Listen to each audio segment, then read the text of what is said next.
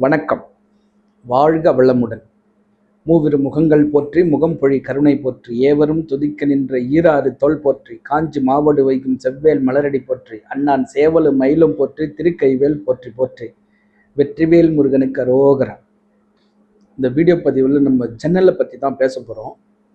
இந்த ஜன்னலுக்கு இவ்வளோ பெரிய ஒரு மகத்துவம் இருக்கா அப்படின்னு அதுக்கப்புறம் தான் புரியும். என்ன அப்படின்னா, இன்றைக்கி காலகட்டங்களில் பார்க்கும்போது செலவுகளை குறைக்கிறோம் அப்படின்னு வீடு கட்டுறவங்க நிறைய பேர் ஒரு தேவையில்லாத செலவு அப்படின்னு சொல்லிட்டு இந்த ஜன்னலை தவிர்க்கிறாங்க வைக்கிறதுக்கு. ஏன்னா ஜன்னல் வச்சோம்னா அது மரம் வாங்கணும், அதை செய்கிறதுக்கு கார்பெண்டர் கூலி கொடுக்கணும், அதை மறுபடியும் அதுக்கு கதவை போட்டு பெயிண்டிங் பண்ணணும், அப்புறம் அந்த கிரில் ஒர்க்லாம் பண்ணுறதுக்காக வெல்டிங் மேன் பிடிக்கணும், அவங்களுக்கு லேபர் சார்ஜு, இந்த மெட்டீரியல் காஸ்ட்டு, இதெல்லாம் கேல்குலேட் பண்ணி ஒரு ஜன்னல் இவ்வளோ செலவாகுதே, அதனால் நம்ம அதை விட்டுடுவோம், ஜன்னல் இல்லாமல் நம்ம ஒரு ஜன்னல் வச்சா போதும் அப்படின்ற ஒரு நோக்கத்தில் செலவை குறைக்கிறன்ற பேரில் ஜன்னல் வைக்காமல் வீடு கட்டிடுறாங்க. இது ஒரு வகையான ஆட்கள். இன்னும் ஒரு வகையான ஆட்கள் என்ன பண்ணுறாங்கன்னா, விற்காத இடத்தெல்லாம் வாங்கி அந்த இடத்துல இவங்கள பில்டிங் கட்டி அதை சேல்ஸ் பண்ணக்கூடிய ஆட்கள். அவங்க என்ன பண்ணுறாங்க, சுத்தமாக அவங்க ஜன்னலே வைக்க மாட்டாங்க. ஏன்னா அவங்க லாப நோக்கோட வேலை பார்க்குறவங்க ஜன்னல் வைக்கவே மாட்டாங்க. ஜன்னல் வச்சா நிறைய செலவாகுதில்ல, அதனால் ஜன்னல் வைக்கிறது கிடையாது.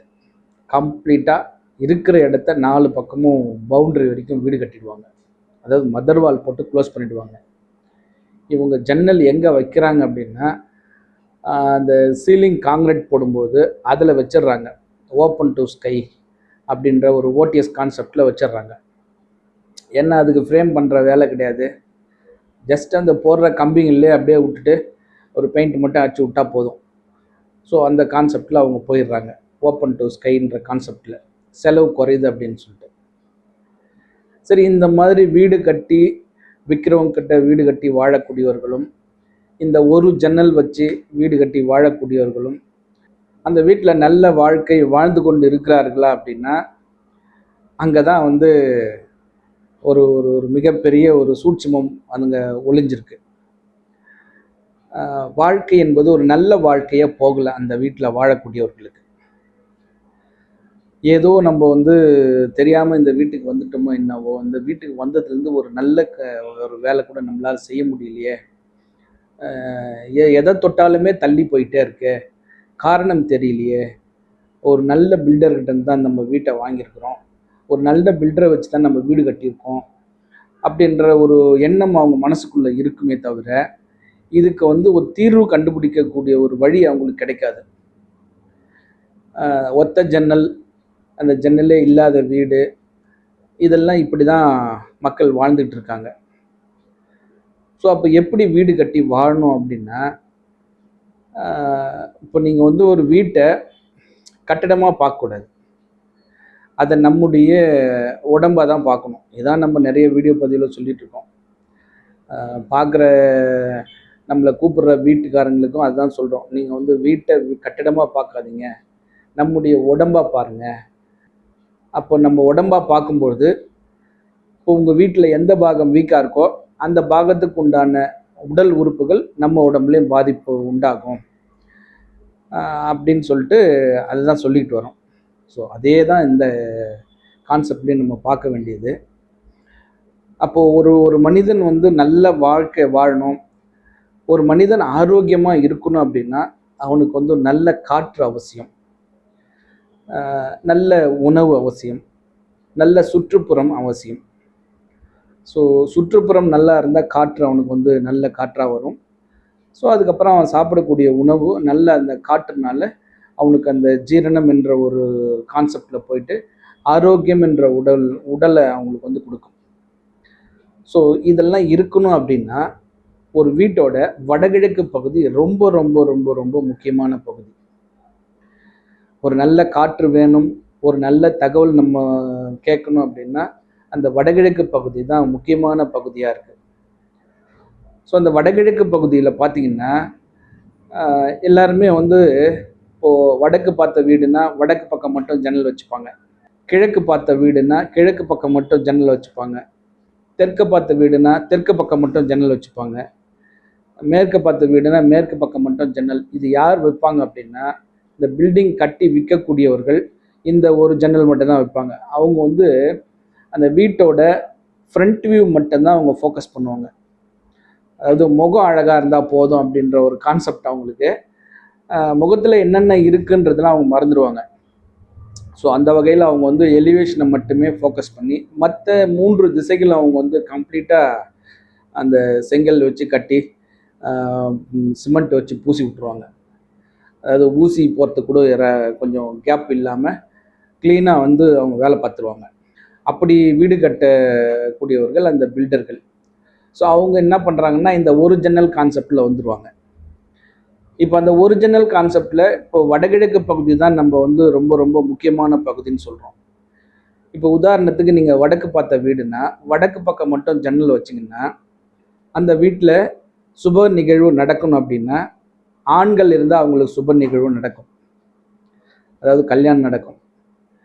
இப்போ பெண்கள் இருக்கிறாங்கன்னு வச்சுக்கோங்களேன், வடக்கு திசை பார்த்த வீட்டில் அவங்களுக்கு வந்து அந்த திருமண வயது வந்தாலும் திருமணம் தள்ளி போயிட்டே இருக்கும், காரணமே தெரியாது.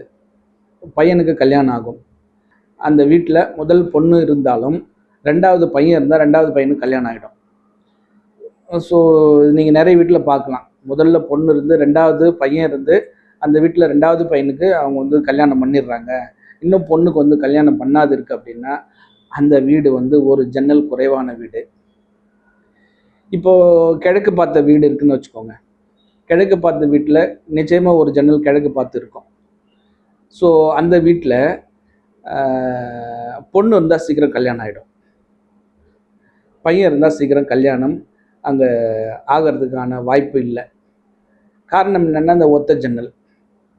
அப்போ நம்ம என்ன இதில் முக்கியமாக கவனிக்க வேண்டியது அப்படின்னா, ஒரு வீடுன்னும் போது வடகிழக்கு பகுதி தான் ரொம்ப ரொம்ப ரொம்ப ரொம்ப முக்கியமான பகுதி.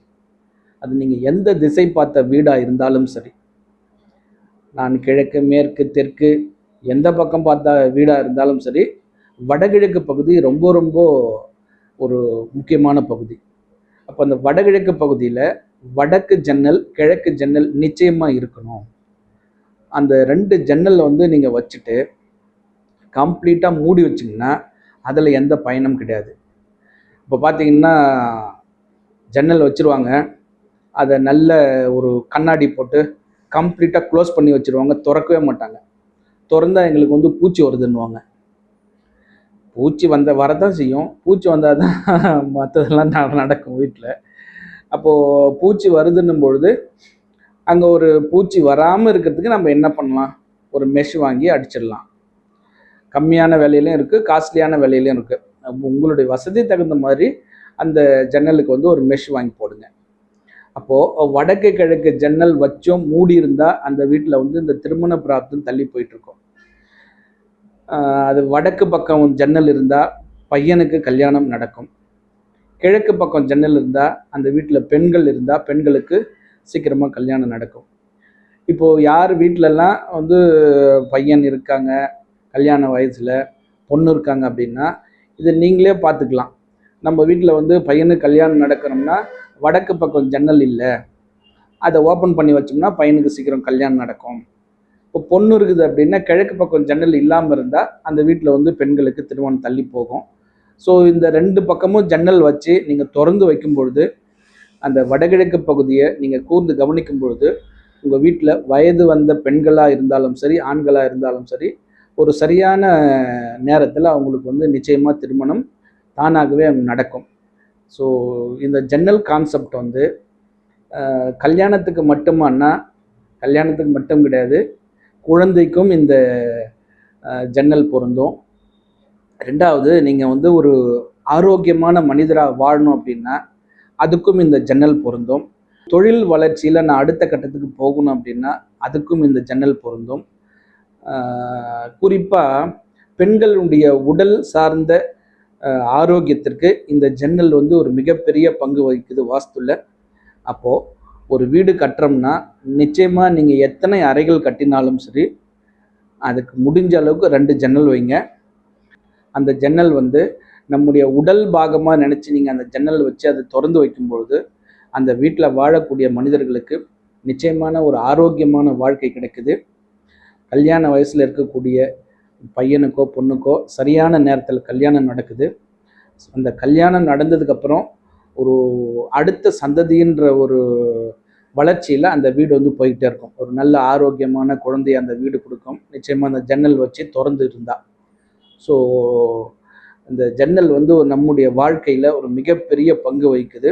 குறிப்பாக இந்த திருமணம், குழந்தை சம்பந்தப்பட்டது, நம்முடைய தொழில் வளர்ச்சி, பண வரவுக்கு முக்கியமான ஒரு பணியை வந்து இந்த ஜன்னல் செய்யுது. அதனால் நீங்கள் வீடு கட்டுறீங்கன்னா செலவுகளை பார்க்காம நிச்சயமாக அந்த வடகிழக்கு பகுதியில் வடக்கும் கிழக்கும் 2 ஜன்னலை வைங்க. அதை 24 மணி நேரம் திறந்து வைக்கிற மாதிரி நீங்கள் ஏற்பாடு பண்ணிக்கோங்க. நிச்சயமாக உங்கள் வீட்டில் நீங்களும் ஒரு ஆரோக்கியமான, மன நிம்மதியான, ஒரு மகிழ்ச்சியான வாழ்க்கையை வாழ முடியும். இதுக்கு இந்த பிரபஞ்சம் நிச்சயமாக உங்களுக்கு வந்து துணை இருக்கும். இந்த அற்புதமான தகவலை கொடுக்க உதவிய இந்த பிரபஞ்சத்திற்கு என் மனமார்ந்த நன்றி. மீண்டும் ஒரு அற்புதமான வாஸ்து தகவலோடு சந்திக்கின்றேன். 6 தடந்தோள் வாழ்க, 6 முகம் வாழ்க, வெற்பை கூறு செய் தனிவேல் வாழ்க, குக்குடம் வாழ்க, செவ்வேள் ஏறிய மஞ்சை வாழ்க, யானை தன் அணங்கு வாழ்க, மாறிலா வள்ளி வாழ்க, வாழ்க சீர் அடியாரெல்லாம், வெற்றிவேல் முருகனுக்கு அரோகரா. வணக்கம். வாழ்க வளமுடன், எல்லாம் செயல்கூடும்.